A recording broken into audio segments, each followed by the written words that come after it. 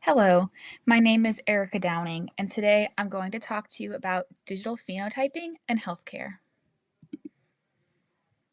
For our agenda today, I'll go over an introduction to digital phenotyping. I'll talk about some of the current and future applications.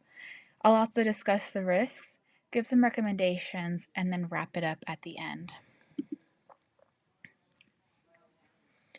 What exactly is digital phenotyping? Digital phenotyping is the use of smartphones and other wearables to collect data on physiological functions.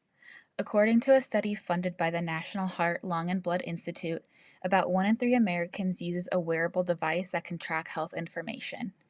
Many people today wear an Apple Watch, a Fitbit, or even an Oura Ring. This information can track their physiological data and send it to third-party and healthcare providers.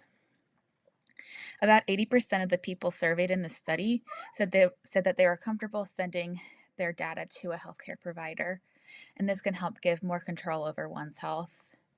Data can be tracked through passive and active means. Passive data collection happens without effort, such as location tracking, the screen time usage, or the heart rate of a person. Active data is collected knowingly. People can provide data through surveys and questionnaires. Right now, digital phenotyping can be used to promote positive mental health patterns in the youth. For example, they can do check-ins and start forming positive health behaviors that don't worsen before they get to adulthood. It can also impact people who have potential risky behaviors. For example, people with bipolar disorder or with drug addiction can benefit from location tracking, behavior tracking through the use of applications and sending text messages, and also through the monitoring of vital signs where first responders can be alerted in the case of self-endangerment.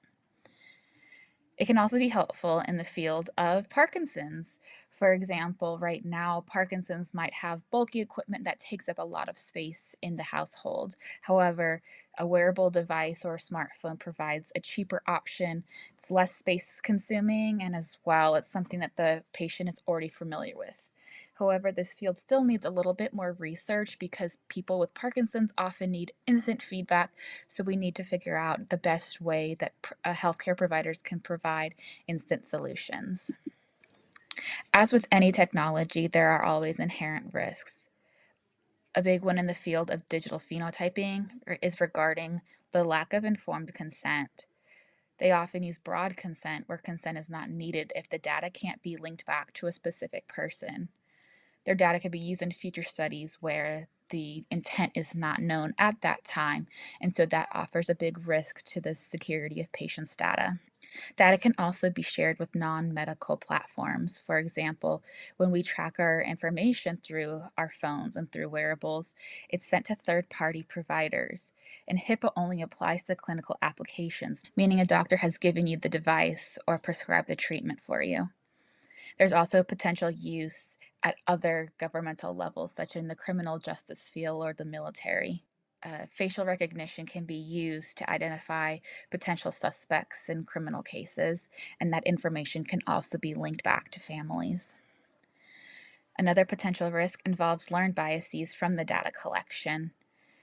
Often there can be false positives. Maybe somebody forgot their device or wearable at home, and that skews their data and might flag a possible negative experience.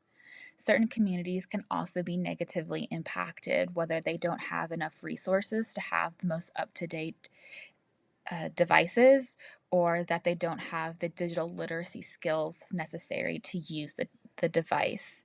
This also provides a security risk as they may not know the extent of how their data is being collected. As AI becomes more ingrained in our daily lives, it's important we take the necessary steps to protect users' data. Last year, the EU enacted the AI Act, which creates a framework for businesses with high-risk technology that operate within the EU. This affects not only countries of the European Union, but any country that does business in it. This can serve as a model for other governments to enact similar legislation. In the United States, there have also been a few executive orders aimed at the development of AI. One executive order promotes the continued development of AI while maintaining good intentions, while the other focuses on the accountability and transparency of AI algorithms. As always, it's important to ensure the patient's and users' data is secure. For example, the BB platform used at Harvard requires an encryption key that prevents the exporting of patients' data. This data is also anonymized, so it is nearly impossible to triangulate it back to that user. And finally, it's important to maintain users' rights.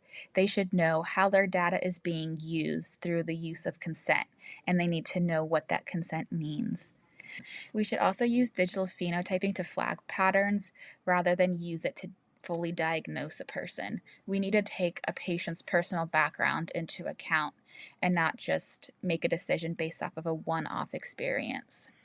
We must also work on increasing digital literacy amongst all communities so that people understand how their data is being used and the best way to go about that data collection.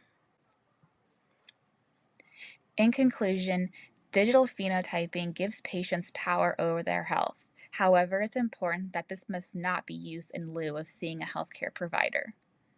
Patients' privacy should be of the utmost concern, so it's important that developers balance transparency in AI algorithms to prevent bias or improper use of data.